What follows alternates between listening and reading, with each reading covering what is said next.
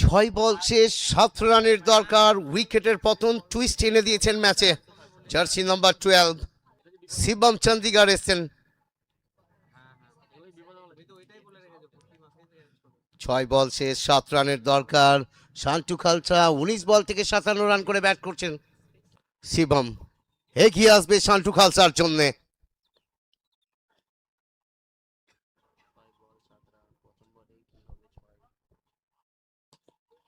লো full toss, নিশ্চিত রূপে একটি রান আসবে।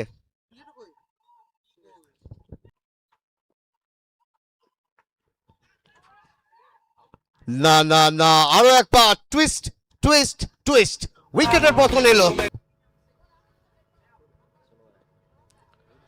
এলো পাতারি শট খেলার চেষ্টা, তবে না, বিকাশ পণ্ডিত সেখান থেকে থ্রো করেননি, তবে দলীয় খাতে একটি রান অবশ্যই যোগ হবে।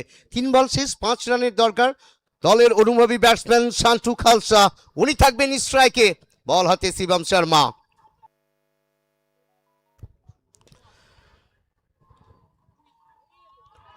না না না, কোথাও যেন ভুল করে ফেললেন শান্তু খালসা।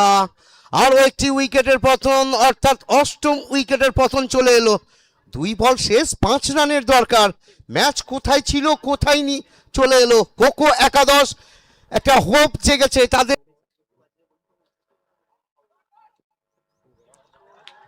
অসাধারণ ডেলিভারি, আরো একটা ভালো বল। 1 বল শেষ 5 রানের দরকার। রাজা, মনে হচ্ছিল এই ম্যাচটা এখানে আসবে। রাজা তো বলছে সুপার ওভার।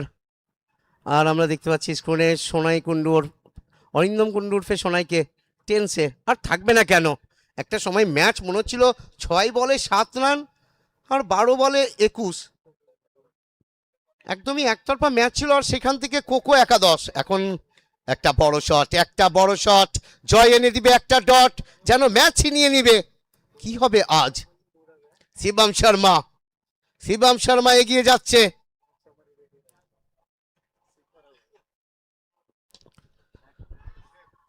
শট তবে না, আর এরই সাথে ম্যাচে জয়লাভ করলেন কোকো একাদশ। একদমই মিরাক্কেল।